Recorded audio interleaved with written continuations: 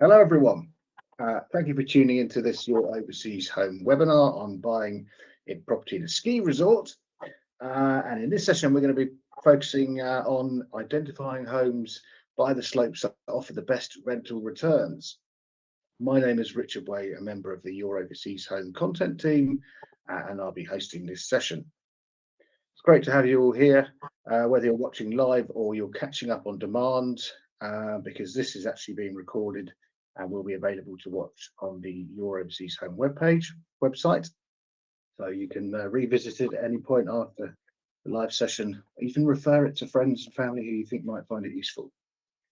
So it's November, so I'd expect serious skiers, at least in Europe, to be getting excited.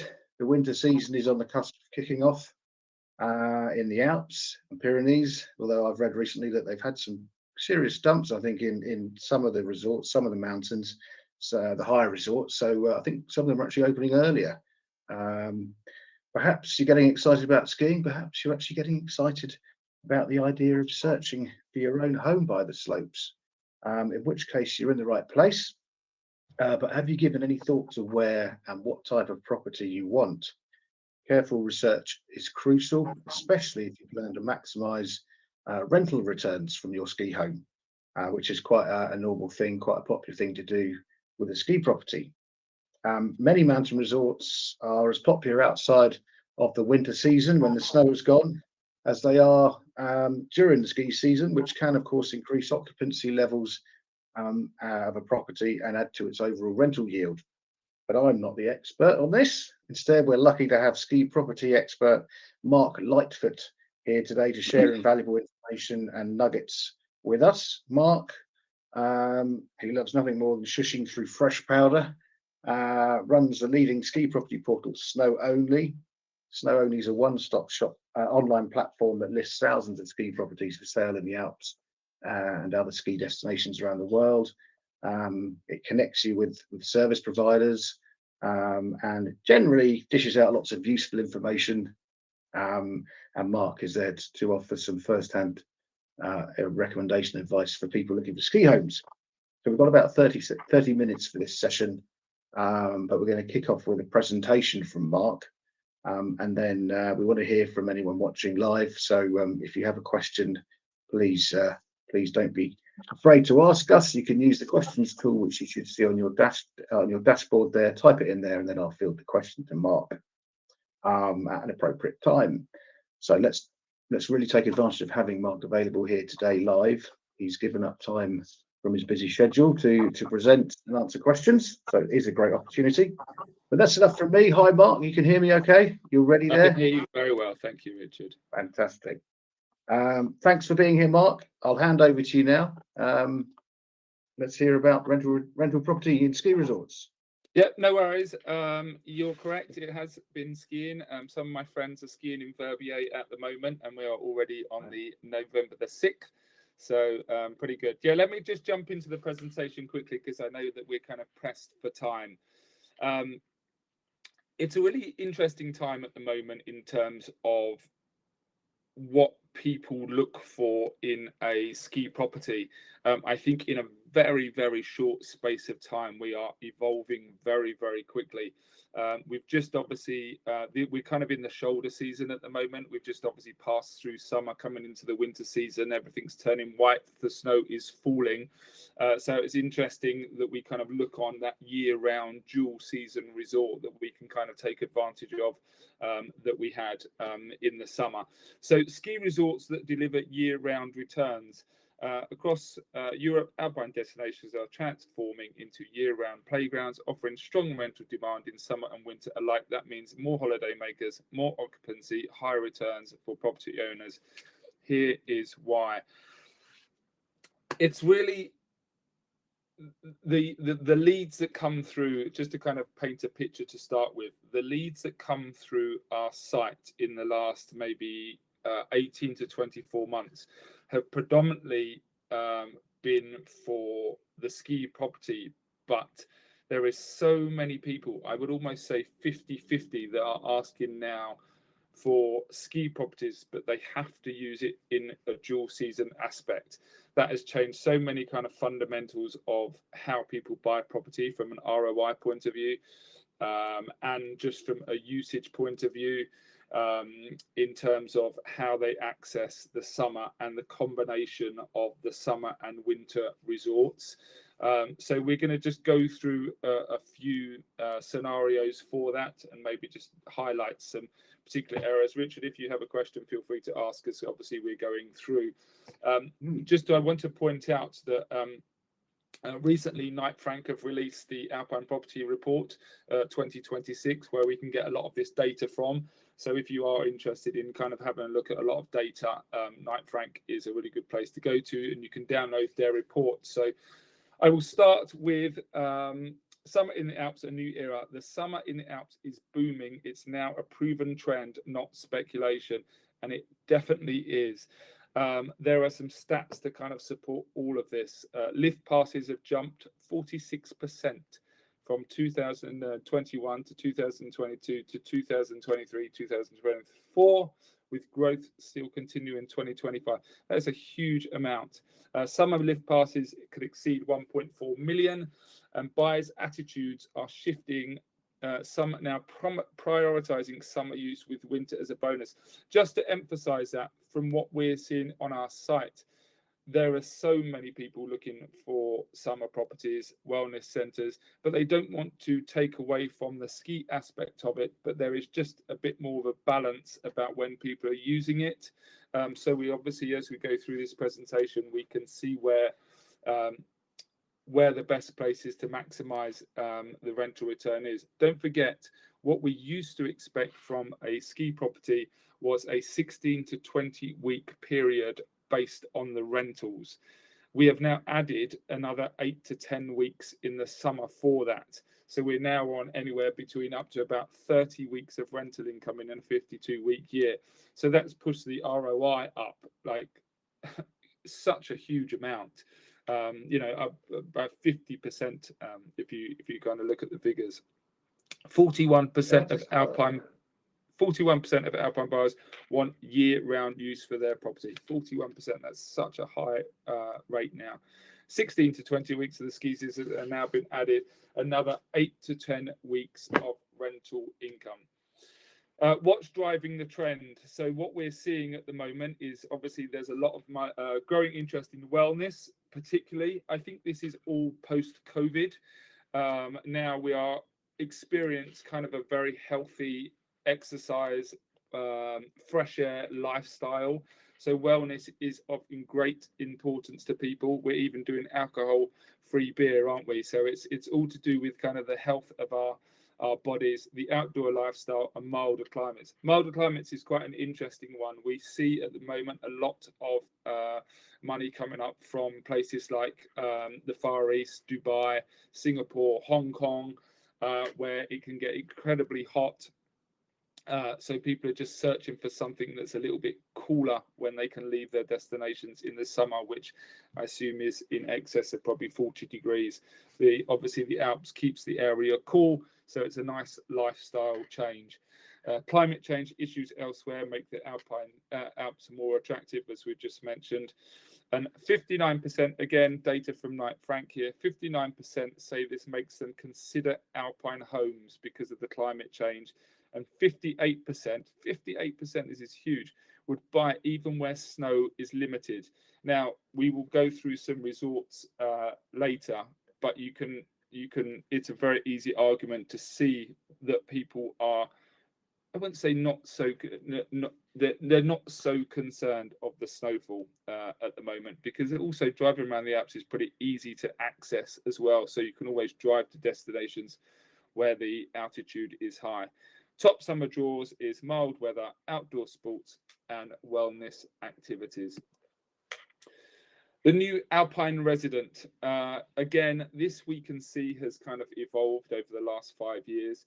In Switzerland's four valleys, where you have the likes of Verbier, Nonda, and Le Toumaire, for example, permanent residents are up by 7% since 2021, and foreign nationals now make up 17% of the permanent population.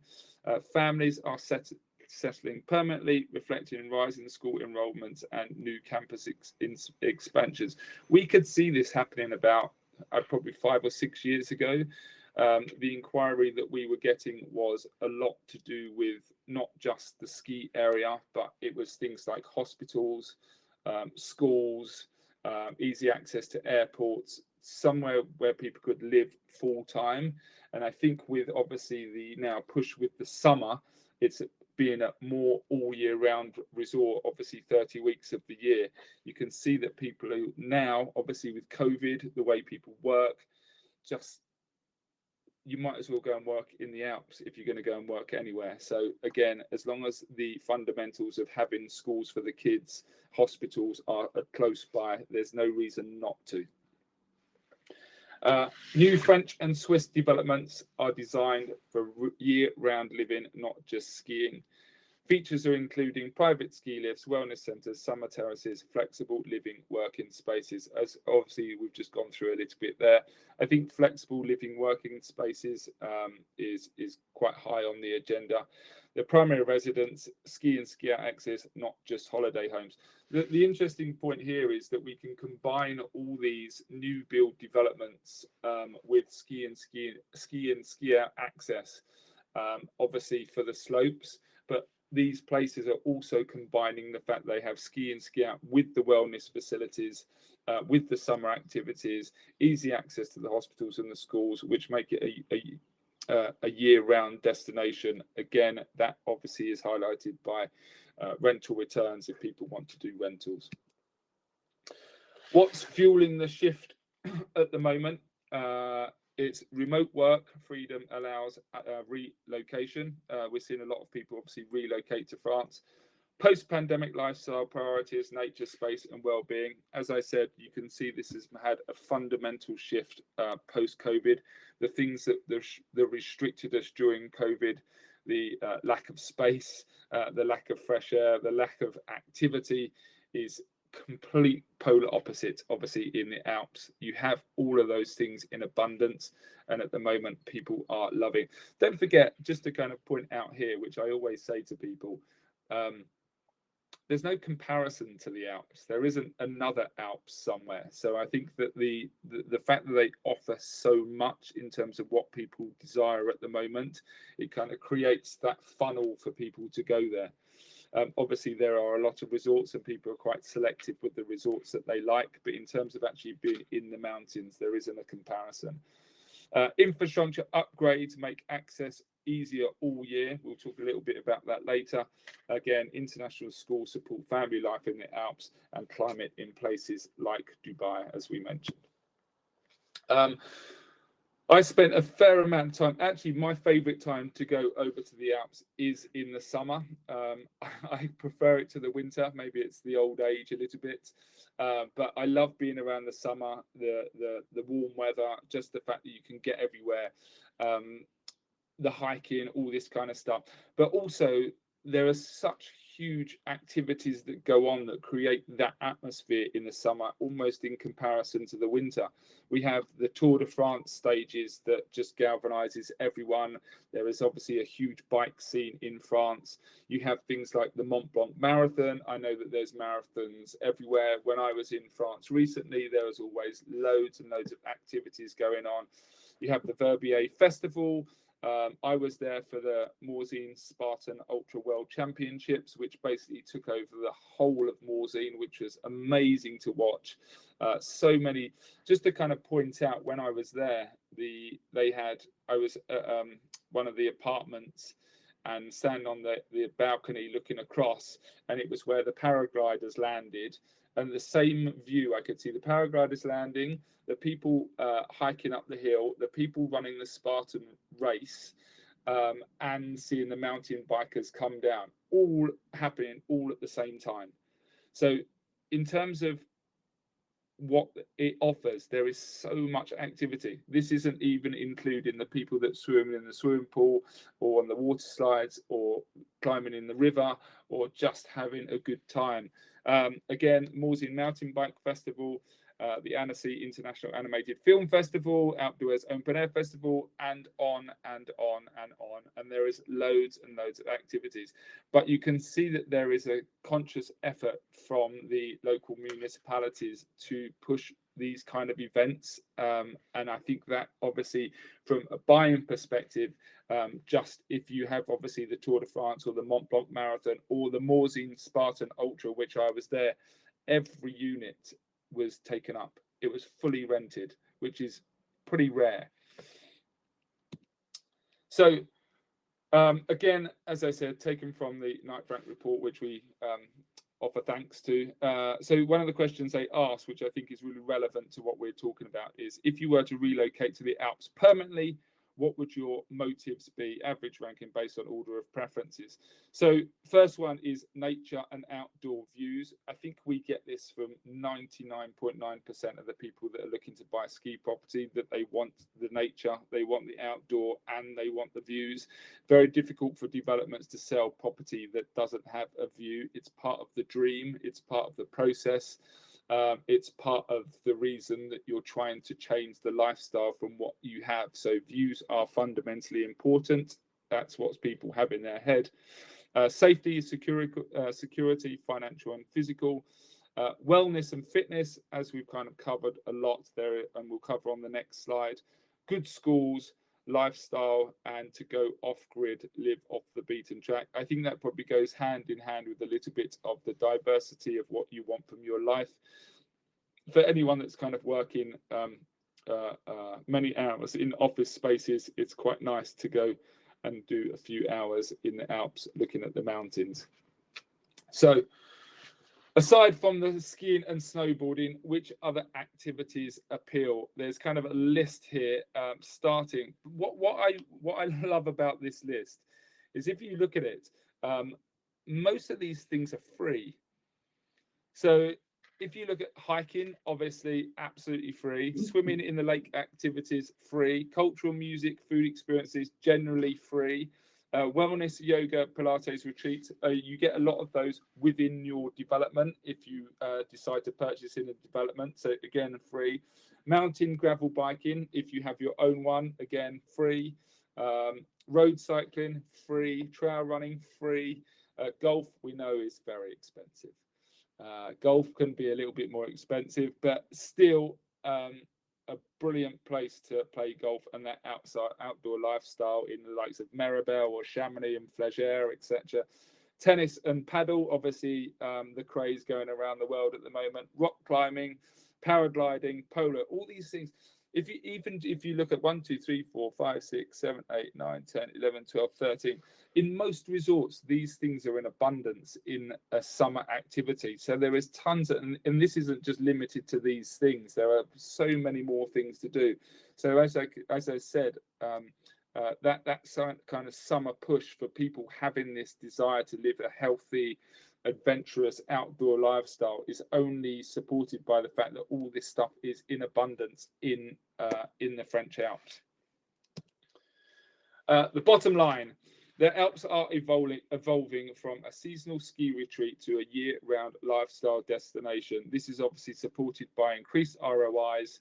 And ROI, I think just to touch on that ROI just a little bit, you know, the people do buy these things for investments.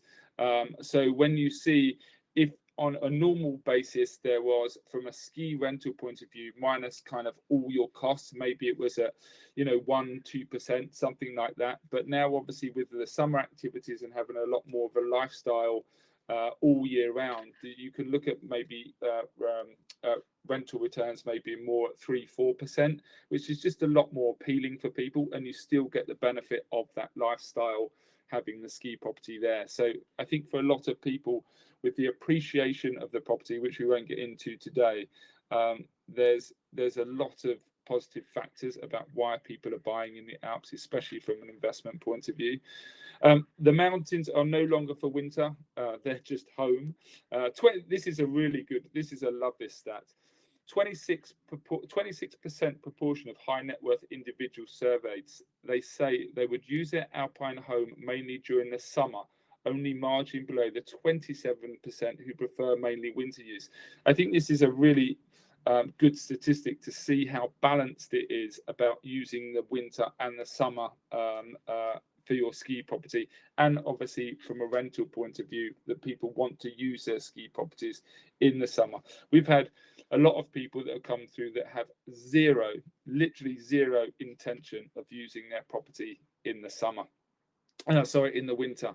They only want to use it in the summer, so they can maximize their rental returns fully in the winter, so they won't use it on peak dates: Christmas, New Year, Chinese New Year, Russian New Year, Easter, etc., etc. So you can rent through all these periods where the rental returns are super high. What I wanted to just quickly point out, I realize that we're kind of running out of time already, which is crazy. If you look at a really good scenario at the moment, and I think this is the question that we have about which way we're going in terms of evolution of ski resorts. Now, if you look at Morzine Léger Avoriaz, which is probably one of the flagships resorts of the French Alps, Morzine, if you look at it as a ski resort, it goes Léger, Morzine, Avoriaz. Now, Avoriaz is at 1,800 meters, so it's where they get to the altitude for the skiing. Morzine and Léger are 1,000 and slightly less than 1,000 meters. So what they are doing over the next, let's say, 10 years is that they're doing an investment. This is still to kind of go through the approval, but it seems like it's kind of on the way. Is that it's a 230 million investment to change the way that Morzine, Léger and Avoriaz kind of set themselves up. Instead of fighting against the climate change, and if the snow rise goes up by 200 to 400 meters, it will pretty much leave Morzine and Avoriaz into a place where they can't get snow down to the town. So instead of obviously doing all the artificial snow, which is expensive, what they've decided to do is invest in getting people quicker up to Avoriaz for the skiing, and really make the investment of Léger and Morzine, where they spend their money, into a summer resort. So instead of trying to bring the snow down, they're getting people up quicker. And you can do your own research. For anyone that's listening, you can kind of look into the EMA, which is the Express Morzine Avoriaz cable car, that basically cuts the speed down of getting people up to resort into altitude in Avoriaz quicker. Now, this obviously won't happen for quite some time, but it's quite interesting how they are changing the way that we see. Now, anyone that inquired after Morzine in probably the last 12 months, the question would always be, well, when you say, do you want Morzine, you always heard that's coming back that was, what about the climate? Now, the argument is, well, they're going to turn that into the summer. So on good season, it's okay. But whilst it's not a good season, you have super quick access up to Avoriaz, so you can do your skiing. But now they can really push the summer side of it, which is a really interesting shift in terms of what they're doing. It's basically, I think the theme was go high or go to summer. So pushing people up the slopes super quick is really an interesting thought process. So quickly, what are the best places to purchase, deliver year-round returns based on these findings? These are some of the ones that in terms of ROI, in terms of the summer, Chamonix and Morzine are very, very high in terms of summer activity. And then you have Le Clusaz, Samoën, Châtel, Megève, Les Desarts. What you tend to see is that lower altitudes resorts with easy access from Geneva seems to be the one that are benefiting and pushing the summer tourism a lot more than the likes of Tignes, Val Thorens, Val d'Isère, etc., which are still predominantly a ski resort. Which, we'll get to the end of it, leads me on to the question that I think is interesting to kind of watch this space. The question is, will long-term value lie with resorts adapting to change and embracing summer tourism, or with the higher snow-focused resorts? We seem to have a little bit at the moment where we have a bit of a separation to people either saying, I want to be an 1,800 meter and higher to predominantly have access to good skiing, but they lose it in the summer because it's not being pushed? Or do you make your investment in a place like Morzine, which is adapting to summer but pushing people up the mountain quicker? So now we have two case scenarios of what is the best preference for you. Is it going to be maybe the summer, which is a better long-term investment and a better ROI, or is it still going to be specifically for the lifestyle and getting good access to ski by buying in a higher altitude resort? That's the separation. Sorry, Richard, I think I've been speaking for a little bit too long there, but there you go. No, that's a really interesting place to leave it. Actually, I hadn't thought of it like that. I guess if for serious skiers, they're always going to prioritise the altitude and the snow levels, aren't they? Yeah, but then you have to succumb with the ROI a little bit, because if you're going to use that and in peak seasons, places like Val d'Isère don't really push the summer. So if we're going through the theme of what we're trying to do, how to find resorts that deliver year-round returns, if it's year-round returns, actually the lower altitude resorts are probably better because they're going to adapt quicker to the summer. And because a lot more people are kind of focused on that, as long as they can get access to some sort of skiing, that shift is going to come in quite a lot. Don't forget, even from a lot of these resorts, it's pretty easy to get around the Alps. So maybe you want to prioritize the summer side of things because it's where a lot of demand is coming into, if you're looking for a better ROI moving forward. Then, look, to be fair, there's always the option where the likes of Val d'Isère and these maybe higher resorts will put some investment into their summer. But at the moment, it seems like the low resorts are doing that a little bit quicker. Mm. And just looking at your list there of the resorts where they have the best year-round opportunities, I'm sure I read somewhere that Chamonix already receives more tourists in the summer than it does. Chamonix on record, I think, is something like 30% more tourism than the summer over the winter. But with the likes of, don't forget, Chamonix is a bit of an anomaly in terms of an amazing place to be in terms of all year round rental returns, because the summer is better than the winter in terms of obviously occupancy because of the Agui de Midi and all that kind of stuff. The difference with Chamonix is that it's a town before it's a ski resort. So you have a few places. You have Brabant-Flégère, you have Le Grand Montet, and you have La Tour. But it's not easy to get ski in, ski out, and it's all a little bit bus route, and it's all kind of segmented. So again, it's another one going, yes, I would love to have all the things that Chamonix offers, but I'd like ski in, ski out. It doesn't happen.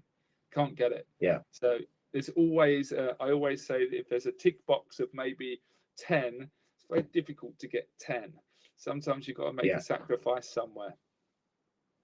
But you get the nice town and the quality restaurants. Yeah, amazing. People love it. Like, and with all this stuff, with all the activities going on, obviously, with the hiking and the biking and all this kind of stuff, like Chamonix is an amazing place to be. But I guess you've got to set your priorities right in terms of obviously rental returns. Chamonix is an amazing place to be. Whether you want to be there for the skiing in terms of accessibility, probably not. But in terms of an ROI, if you take it as the flagship place for representation, Chamonix is an amazing place to be in because of what it offers over the summer and the winter, and access from Geneva. So in terms of rental returns, a brilliant place to be. Probably the best place to be, in all honesty. Yeah. We have got a couple of questions, and but I just want to ask as well. You touched on it, mentioning Geneva. In terms of access and flights, transfers, is there any? Because obviously during the ski season, there's plenty of all that. But is that continuing throughout the year now in terms of regularity of flights and? Yeah, it is. But there's probably a wider thing. If you're looking so the world's opened up in quite a big way, right, in terms of access and flights, etc. So most of the people that we speak to that are outside of Europe, they all want relatively easy access to Geneva because it's difficult to fly into Chambéry or Lyon or etc. So I think that still the resorts, the top end of the Alps, will probably get a lot more summer tourism, just because it has a bit of a wider net. Certainly in comparison to the likes of Chambéry, which I would have thought that the flights are pretty remote, pretty infrequent to get to it compared to Geneva. Yeah. Well, I guess But Geneva if you just to kind of point out, the top end where the likes of Chamonix and Morsey and all that, you tend to get lower resorts. If you go down to the likes of the Southern Alps with La Plan, Tignes, Val d'Isère, all that, that's where you get the higher resorts anyway. So it's almost like, very basically, it's almost like summer is at the top and winter is at the bottom in terms of altitude. So Geneva is the top where the summer, and then obviously, but people also follow their hearts. So you can't tell a person that's been skiing in Val d'Isère for the 20 years to go and buy in Morzine. He won't do it. He knows what he likes. Yeah. Knows what he likes. Okay. Well, let's look at these two questions. Andrew asks, good point actually. You mentioned about how the low resorts with the Voriaz, they're funneling their investment to get people up to the higher snow levels of Voriaz. He says if they're putting more people up quicker, are they not squeezing people into a smaller ski area? Could you end up with people being concentrated into where the snow is? And also, are they building more lifts to open up the higher areas? Yeah, they are building more lifts. I suggest that Andrew has a look at the, as I said, the EMA, the Express Morzine Voriaz. I think there's a new Neon Express lift going into Morzine that actually will kind of, people want to be ski out. There's a few developments, I think, next to the Neon that the price might go up because they've got a new lift being built there. Yes, I do think that it's going to squeeze a little bit in terms of obviously what people have in terms of access. But in all honesty, I mean, Port de Soleil has 650 kilometers of piste. I think it might be a while before that kind of really, really changes. And I think also, I mean, if you kind of make a general argument with it, if that is the way, you might have just a more balanced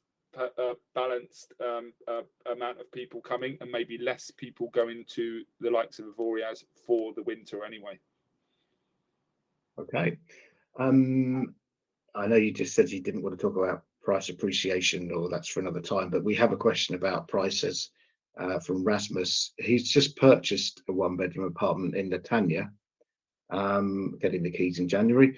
Lovely. They've been going to Maribel 15 years because one of their friends has got a duplex in the Montserrat area. Yeah. Do you think prices are going to go up like they have in the past 5 years? I think he's probably thinking about Latanya because he's just bought there. What's Rasmus, like? That's an interesting one. I assume you maybe bought in the Burma, maybe not, but I know that that's being built in Latanya. I think for me, we still get the most inquiries for the biggest ski resort in the world. The biggest ski resort in the world is the Three Valleys. Latanya is smack bang in the middle of the Three Valleys. So you will never lose money because the concentrated demand for these small resorts, there's too many people wanting to buy, and the resorts aren't big enough to accommodate. If you look at Maribel, for example, which is a perfect example, in the last 2 years, the appreciation of property has gone absolutely through the roof. But it wasn't necessarily the resort that did it. It was the demand of the property that changed it. The properties that were being offered 5-star services, wellness, exceptional location, altitude, all the things that kind of matter at the moment, and that kind of concentrated. Now the overspill from the likes of Maribel, which because it becomes unaffordable to people, if the average price is probably plus 30,000 euros a square meter, is that they go to the satellite resorts. They either go down to Maribel Village, Les Alous, Monterey, or the likes of Latanya, Saint Martin, Les Minuets, instead of the main three of Courchevel, Maribel, and Val Thorens. As long as the infrastructure is there to get access pretty quickly, which with Latanya, I think you'll always see appreciation. Whether it appreciates as quickly as the likes of Maribel, which has to come to an end at some point, probably not, but it can't not appreciate. Okay, good news for you, Rasmus. Yeah, hopefully what you wanted to hear. no more questions at the moment from listeners, but I just want to ask, in terms of the types of property that are best for rental returns year round, are we talking about this sort of purpose-built tourist blocks where they might have a reception area, they'll have perhaps a sauna or a gym, maybe a swimming pool, these ones that have a lot of on-site amenities within the actual complex? Um, and Yes, how are which these actually managed and rented out? Do most people put them into a scheme or do they go find a local agency that will do it for them? yeah, so What's the sort of a lot of that stuff. So anything with wellness facilities is a little bit more in demand. The slight caveat to that is that without, as I said, without going too deep into it, to reclaim the 20% VAT if you're going to put your yes, property into a rental pool, sometimes it's compulsory if it has everything as run like it's run as a hotel, and not everyone wants to do that. So yes, there are some developments, that offer the reception, the wellness, the swimming pool, but sometimes it has to be rented out. And depending whether you go with the likes of MGM, for example, that it's compulsory to rent out your property if it's in one of these developments. Alternatively, you can buy into some of these developments, but maybe they don't have the facilities because it doesn't go through that kind of churn. Then you can rent it out with local agents. But again, the caveat to that is local agents want to make money on their rentals. So they kind of don't want you to use it for the peak dates, which means you might want to use it for the peak date. So there's a balance. So in that balance, there is in the middle some evolution. The evolution is that now you're creating companies that will do a more concierge service that allows you to use it when you want and still reclaim the VAT, but still give you that exceptional service, which you can see is now evolving. There's a couple of companies that do that in Verbier and Maribel, but I think that will be something that comes a bit more common because when people are starting to spend vast sums of money, there is an expectation of what the service should be like, and whether the agents can accommodate that, I don't think so. yeah. I'm just talking from experience of my neighbours because they have a place in Châtel, Yeah, and they are about as serious mountain bikers as you get. I mean, they compete and they go out a lot. Most of the summer holidays they'll be there, and then obviously, but they also rent it out, and they rent it out a lot in the winter because they use it probably more in the summer for their biking than yeah, they do for the skiing in the winter now. yeah, Um, yeah, but yeah. they tell me Châtel is especially good for mountain biking. I think the lifts are there's good lift systems for taking your bikes up and things like Yeah, that, yeah, all of those and places obviously the amount of again. trails. Yeah, again, slightly lower resorts. Amazing for mountain biking. It's becoming. I think it will. It's becoming such a big part of the Alps now. And again, as I said, the likes of Châtel, Samoën, Morzine, Leger, all those kind of things really kind of accommodate that. You can look on the Snow Only YouTube channel. And I did a quick video, like 15 minutes of being in Morzine, and just from that 15 minutes, you can see how much is going on. It's nuts. So I think that for me, that kind of that balance of summer and winter activities, I think is where you're going to find you're going to get the highest returns. That's I think the end of the day, because even if you were looking in the likes of Val d'Isère and stuff, and you were predominantly looking for ski, probably means you're going to use the skiing anyway, which means you're probably going to take out some peak weeks. So I think that people with that kind of like summer lifestyle will find that they get the best ROIs on their property if essentially that's what you're looking for. If you're just looking for skiing and you want to be over 2,000 meters, then there's plenty of resorts like that. But maybe you might sacrifice your ROI a little bit as an investment. Okay, just conscious of the time. We are running over. One thing we haven't mentioned is you could do all these activities in the Alps, and obviously the climate is great. It's hot, but it's not as hot as the coastal areas, so it's a really comfortable. But Yeah. there's the culture and the food. I mean, there's a huge foodie scene in the Alps, isn't Oh there, yeah, with the that's what local I produce that's what I and the said. I've wine. been I mean, liking the there's biking, all wine that as kind of well. thing. Yeah, Yeah, yeah. there's Well, so much going it's on there. becoming endless, and actually to be able to sit there. If you look at Chamonix, like I lived in Chamonix for a year, if you look at Chamonix, like in the summer, like people are outside drinking, eating, looking at Mont Blanc. Like it's a pretty special place to be. Yeah. And I think that since COVID, we're really starting to realize that as a lifestyle even more.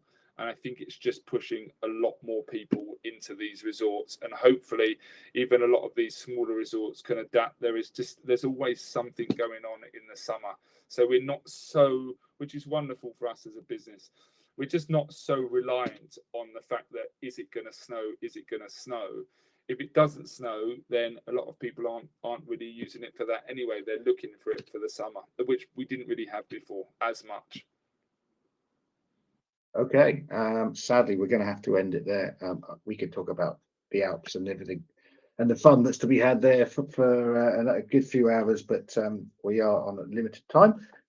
It's been really useful. I found it really interesting. Thank you very much, Mark. I'm sure I reflect our audience's feelings as well for that. Really useful.